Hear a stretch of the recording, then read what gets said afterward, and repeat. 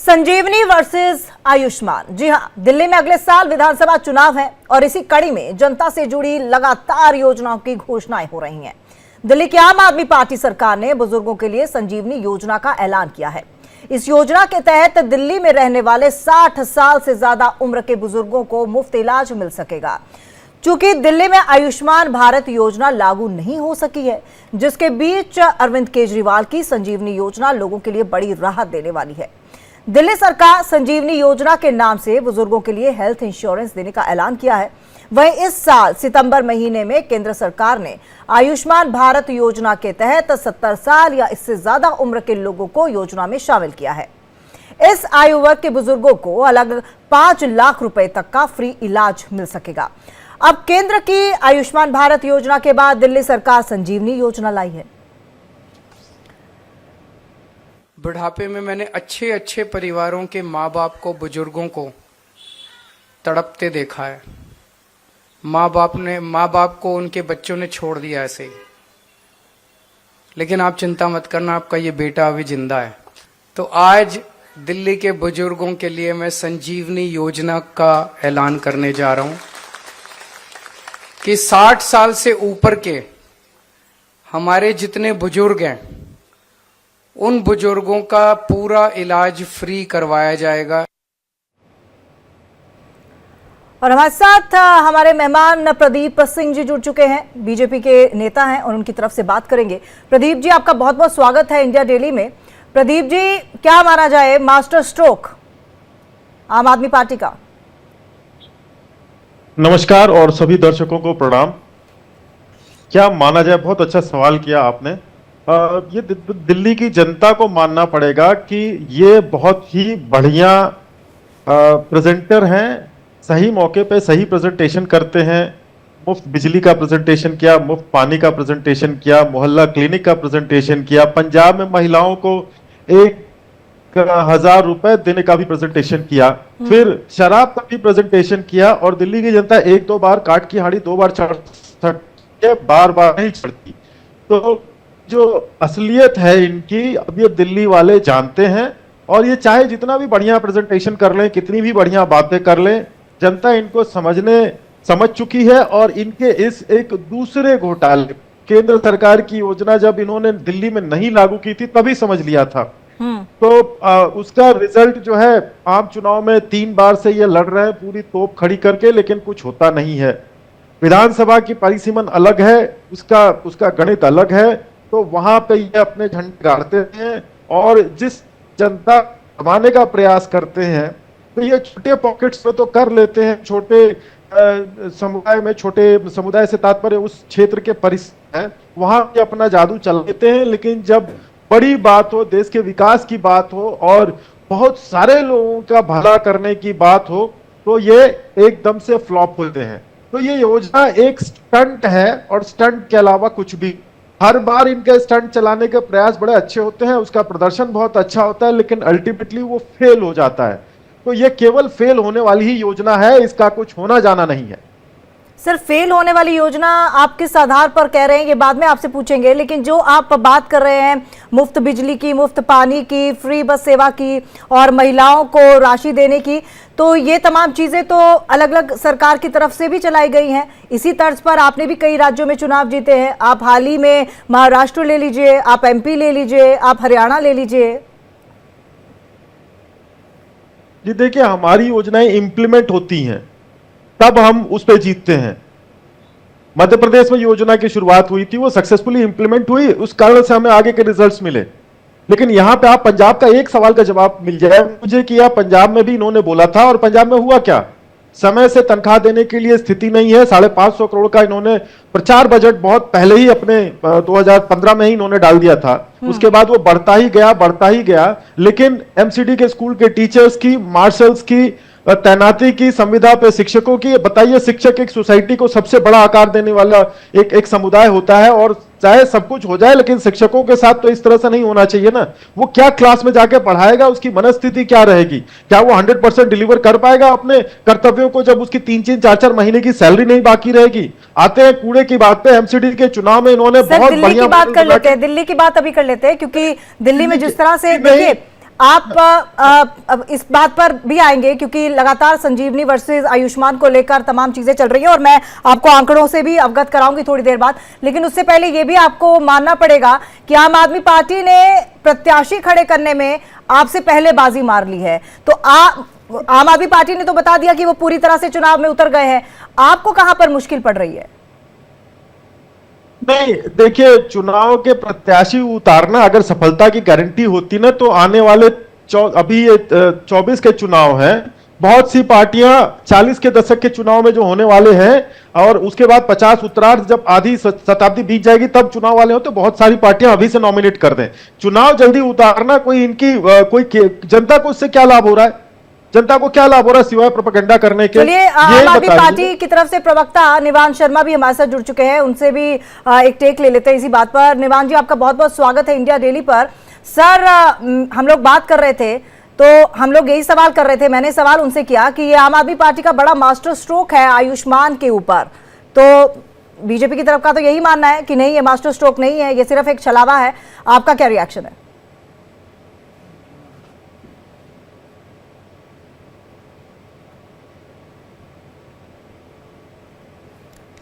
आवाज हमारी शायद पहुंच नहीं पा रही है। प्रदीप जी, हम लोग बात कर रहे थे दोनों की योजनाओं को लेकर, लेकिन कहीं ना कहीं आप देखिए, अगर तमाम योजनाओं की मैं बात करूं तो दिल्ली के लोगों का तो यही मानना है, और देखिए ऐसे ही बार बार सरकार नहीं बनती है। हाँ, अभी कह सकते हैं कि एक सत्ता विरोधी लहर का फायदा जरूर बीजेपी को मिलता हुआ दिख सकता है, लेकिन कहीं ना कहीं जिस तरह से आम आदमी पार्टी पूरी तरह से चुनाव में उतर चुकी है, लगभग 2000 के करीब बैठकें रोज के हिसाब से हो रही हैं, इस स्तर पर हो रही हैं, और साथ ही साथ जिस तरह से उन्होंने अपने तमाम लोग, तमाम नेता, तमाम कार्यकर्ता लगाए हुए हैं, लोगों के बीच में जाकर बात कर रहे हैं, उनकी समस्याओं को सुन रहे हैं, और मुफ्त की रेवड़ी जो आपने एक नाम दिया है उस पर चर्चा की जा रही है। लगातार ये भी पूछा जा रहा है कि ये रेवड़ी मीठी है या कड़वी है, तो लेकिन लोगों का तो यही कहना है कि रेवड़ी मीठी है। अब इसको आप मुफ्त खोरी का नाम दे दे, फ्री भी सेवा का नाम दे दे, कुछ भी दे दे। देखिए, इनकी तैयारी गोवा में भी उसी प्रकार से थी, गुजरात में तो इन्होंने मुख्यमंत्री के शपथ के पूरी तैयारी भी कर ली थी। रिजल्ट क्या हुआ, मध्य प्रदेश में इन्होंने क्या किया, हिमाचल में इन्होंने क्या किया, पंजाब में इन्होंने क्या किया, हर जगह इनकी तैयारियां इसी तरह से होती हैं। ये लोग अच्छे प्लानर हैं, इवेंट अच्छा ऑर्गेनाइज करते हैं, और उससे भी बड़ी बात, उसकी मार्केटिंग बहुत अच्छी तरह से करते हैं। लेकिन अब ये जो दिल्ली की विधानसभा का चुनाव है, ये इनके राजनीतिक जीवन का निर्णायक चुनाव होगा। काट की हाड़ी, जैसा मैंने कहा, बार बार नहीं चढ़ती है। आप देखिए, वो पंजाब की वो बहनें जिन्होंने इन पे भरोसा करके दिया था, वो आज तक तरस रही हैं। देखिए, हम विपक्षी दल हैं इनके यहाँ पे, तो हम तो वो सारी बुराइयों को ही निकाल के उजागर करेंगे। और हम ये हमने लेकिन यहाँ पर पक्ष की तरफ से निवान शर्मा जुड़ चुके हैं, प्रवक्ता आम आदमी पार्टी के। निवान जी, आपका बहुत बहुत स्वागत है इंडिया डेली पर। सर, पहला सवाल मेरा आपसे यही है कि मास्टर स्ट्रोक समझा जाए, हालांकि प्रदीप जी का कहना है ये मास्टर स्ट्रोक नहीं है, ये सिर्फ एक स्टंटबाजी है। देखिए, बहुत बहुत नमस्कार। और मास्टर स्ट्रोक जैसी चीजें तो ये लोग इस्तेमाल करते हैं हमारे लिए और अरविंद केजरीवाल जी के लिए, तो ये एक सेवा है जो जनता की वो करना हमेशा से चाहते हैं और हमेशा से कर रहे हैं। अगर आप दिल्ली मॉडल की बात करेंगे तो केवल देश में इकलौती ऐसी सरकार है जो एक्चुअल में ग्राउंड में डिलीवरी करके दिखा रही है, जो कहती है उससे भी ज्यादा डिलीवर करके दिखाती है। आपको याद होगा 2015 में जब हम सत्ता में आए थे तो हमने ये कहा था कि बिजली हाफ पानी माफ, लेकिन जब हम सत्ता में आए तो हमने बिजली मुफ्त करके दिखाई। हमने कभी भी नहीं कहा था कि हम महिलाओं को बस सर्विस फ्री करके दिखाएंगे, लेकिन जब हम सत्ता में आए हमने फाइनेंशियल अरेंजमेंट किया, उसको फ्री करके दिखाया। तो ये डेवलपमेंट जो है वो अरविंद केजरीवाल जी का ऑन गोइंग प्रोसेस है, ऑन गोइंग मॉडल है। इसमें कहीं पर भी हॉल्ट नहीं आता है, कहीं पर भी स्टॉपेज नहीं आता है। ये ऑन गोइंग प्रोसेस है, ये लगातार डेवलपमेंट आगे बढ़ती ही जाएगी। ये अरविंद केजरीवाल जी का विजन है। आप जहां तक बुजुर्गों की बात कर रहे हैं, पूरे देश में इकलौती ऐसी सरकार है जिसने बुजुर्गों के लिए कुछ करके दिखाया ऑन ग्राउंड। हम बुजुर्गों को तीर्थ यात्रा पर भेजते हैं, सारा खर्चा दिल्ली सरकार उठाती है और इतना अमेजिंगली ऑर्गेनाइज होता है कि आप कभी देखेंगे तो आप बुजुर्गों के चेहरे पे खुशी देखना जब वो तीर्थ यात्रा जाते हैं। हमने बुजुर्गों को पेंशन देके दिखाई, 5.5 लाख बुजुर्गों को दिल्ली में पेंशन मिलती है। केवल हफ्ते नहीं है, केवल पेपरबाजी नहीं है, ऑन ग्राउंड डिलीवर करके दिखाते हैं। हमने सीसीटीवी कैमरास लगाए जिससे हम बुजुर्गों को सिक्योरिटी इंश्योर करते हैं। उसी क्रम में आगे हमने ये बुजुर्गों के लिए किया है कि जो भी बुजुर्ग दिल्ली में 60 साल से प्लस हैं, चाहे वो गरीब हो, चाहे वो अमीर हो, चाहे वो किसी भी तबके के आते हो, चाहे वो कोई भी काम करते हो, चाहे वो कहीं भी रहते हो, उनका दिल्ली के अंदर किसी भी अस्पताल में, चाहे गवर्नमेंट चाहे प्राइवेट, इलाज 100% मुफ्त होगा। चाहे जी। वो 10 रुपए का इलाज हो, चाहे वो 10 बिल्कुल करोड़ रुपए प्रदीप का जी, इलाज। आपसे इस पर ही मैं जवाब भी लेना चाहूंगी। आप निवान जी की बात का भी जवाब दीजिएगा, लेकिन आंकड़े जो बताते हैं वो ये है कि दिल्ली सरकार का जो स्वास्थ्य बजट है वो 13% है, जो देश में सबसे अधिक है। और सबसे बड़ी बात कि दिल्ली के अस्पतालों में अन्य राज्यों के 30% मरीज इलाज करवाने आते हैं। जी, आप उनका प्रश्न को दोहरा दें, क्योंकि उनकी आवाज मुझे कुछ समझ नहीं आया, कुछ सुनाई नहीं दी। हो सकता है तकनीकी परेशानी हो, लेकिन ये जो 13% बजट की बात है, चलिए ये सबसे ज्यादा है। दिल्ली की जनसंख्या और दिल्ली के प्रति व्यक्ति आय के अनुरूप में अगर देखा जाए तो और भी राज्य हैं। अगर एक प्रॉपर कैलकुलेशन किया जाए, आधे कैलकुलेशन पे आंकड़ों को प्रस्तुत करना जनता के साथ भ्रम करना ही होता है, जनता के साथ छलावा ही होता है। अगर 2 करोड़ दिल्ली की जनसंख्या है और कितने लोग रहते हैं और जीडीपी कितनी है उसको कैलकुलेट करिए, फिर उसके बाद बात करें। आंकड़ों के खिलाड़ी अक्सर आंकड़ों में फंस जाते हैं।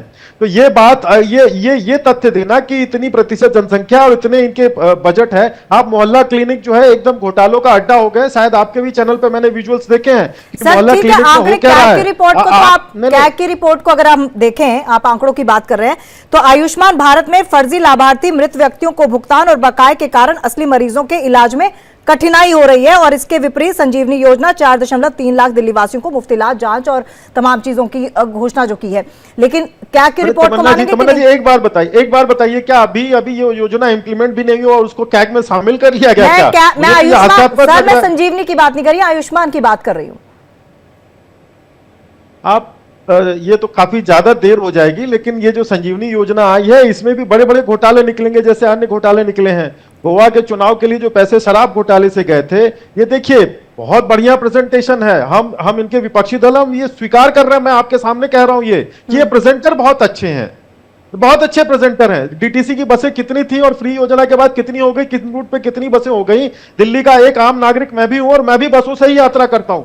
जो परेशानी बीते 25 दिनों में फेस कर रही है दिल्ली की जनता के, हर चौथे पांचवें दिन कोई ना कोई हड़ताल हो जा रही है और आदमी को मजबूरी में महंगे साधन इस्तेमाल करने पड़ रहे हैं। तो उस फ्री योजना का महिलाओं बहनों को क्या लाभ, जबकि सर उसका भी बता देती हूँ। पिंक टिकट योजना से 150 करोड़ से ज्यादा महिलाओं को लाभ मिला है, यानी कि हर महीने बीते तमन्ना जी मैं ये कह रहा हूं कि ठीक है लाभ मिला होगा, लेकिन आवश्यकता के समय जो कच्चा मिल गया उसका क्या?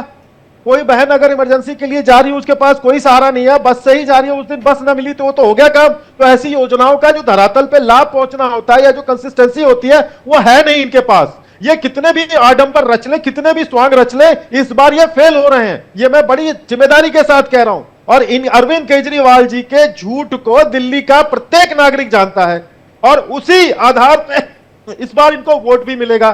तो देख लीजिए अभी तो और बड़ी रेवड़ियां आएंगी। ये रेवड़ी पे चर्चा ही मतलब आप कह रहे हैं कि उसी आधार पर वोट मिलेगा, तो वोट मिलेगा। वोट मिलेगा का मतलब है कितने ये झूठे वादे करते हैं। अब जनता पे एम्बिग्यूटी थोड़ी चलती है। सर ये तो आप जनता पे ही सवाल उठा रहे हैं। जनता क्या जानती नहीं है कौन अच्छा है कौन बुरा है? शब्दों का खेल मैं भी बहुत अच्छा खेलना जानता हूं। मेरे कहने का तात्पर्य ये था कि ये जितने झूठे वादे करते हैं जनता भी इनको कहेगी कि ठीक है आइए हम देते हैं वोट, और वोट कहीं और जाएगा। तो दिल्ली की जनता ने मन बना लिया है। इनकी चिकनी चुपड़ी बातों से बीते 10 वर्षों में जनता तंग आ चुकी है। निवान जी बताइए। अभी और रेवड़ी योजना आएंगी। अभी तो हम एक पे चर्चा कर रहे हैं। अभी देखिए महिलाओं के लिए, युवतियों के लिए इसी तरह की रेवड़ी योजना आएंगी। मतलब आप कोई योजना नहीं लाएंगे? बीजेपी की तरफ से कोई योजना नहीं आएगी? नहीं, हम लाएंगे ना। हमारी योजनाएं जनहितकारी है, इनकी तरह से फ्लॉप शो नहीं है। पंजाब की वो बहनें जिनको उन्होंने 1-1, 2-2 हजार कहने का वादा किया था, आज तक तो गया नहीं। और वो कंटेंट देखिए, वो जमाना लद गया। आज जो है ना गांव में बैठा हुआ भी आदमी इस छोटे से फोन से तुरंत जानकारी पता कर लेता है। और प्रत्येक व्यक्ति जिसको बोलते हैं मोजो कोई शब्द किसी ने निकाला था तो हर आदमी जांच करना जानता है। चलिए निवान जी आप जवाब दीजिए। देखिए चुनाव का समय और ये राजनीतिक बातें करना इनका वो है, ये कर सकते हैं राजनीतिक बातें, लेकिन मन्ना जी मुझे उनकी आवाज नहीं आ रही है तो मैं सही जवाब नहीं दे पाऊंगा। तो प्लीज उनकी जरा ऑडियो ठीक कराइए। बात करेंगे तो आयुष्मान योजना को मिला लीजिए और जो हमारी संजीवनी योजना हम लेकर आ रहे हैं उसको मिला लीजिए। एंटायरली आपको पता लग जाएगा कि कहाँ पे घोटाला है, कहाँ पे फर्जीवाड़ा देश के अंदर चल रहा है। आयुष्मान योजना केवल और केवल 70+ बुजुर्गों को कवर करती है, जो दिल्ली के अंदर अगर आप उसके टेक्निकलिटीज में जाएंगे तो लगभग एक भी बुजुर्ग को उसमें कवरेज नहीं मिलेगा। लेकिन दिल्ली की संजीवनी योजना जो है, जो उसके अंदर 25 लाख बुजुर्गों को बिना किसी कंडीशन के कवरेज मिलेगी। आयुष्मान योजना में केवल 5 लाख का फ्री मुफ्त इलाज होता है, जिसके अंदर पूरी फैमिली कवर्ड होती है। अगर मान लीजिए किसी को पहले 5 लाख की जरूरत पड़ गई और बाद में दोबारा किसी दूसरे फैमिली मेंबर को जरूरत पड़ी तो वो वैलिड नहीं होती। लेकिन दिल्ली के अंदर बिना किसी कंडीशन के, बिना किसी प्री कंडीशन के आपको 100% इलाज 100% मुफ्त मिलेगा किसी भी प्राइवेट या गवर्नमेंट हॉस्पिटल में। आयुष्मान योजना के अंदर आप फ्लोटरल योजना है और इसके अंदर बहुत सारे एक्सक्लूजन्स हैं। जैसे अगर आपके पास फ्रिज है, आपके पास टीवी है, आपके पास बाइक है, तो आप आयुष्मान योजना के लिए वैलिडेट नहीं है। लेकिन इसके अंदर हमने कोई कंडीशन नहीं लगाई है, बिना किसी कंडीशन के आप इलाज ले सकते हैं। हम अपने बजट का, अभी ये बजट की बात कर रहे थे, हम अपने बजट का 13% स्वास्थ्य करते हैं क्योंकि हमारी प्रायोरिटी है। आप इसे चाहे GDP budget, health budget ratio ले लीजिए, चाहे आप जीडीपी पर कैपिटा रेशो ले लीजिए, देश में सबसे ज्यादा बजट है हमारा हेल्थ के ऊपर। ये टेक्निकल। चलिए निवान जी, अब वक्त इजाजत नहीं दे रहा है कि इस डिबेट को आगे बढ़ाएं। फिलहाल आप दोनों का बहुत बहुत धन्यवाद।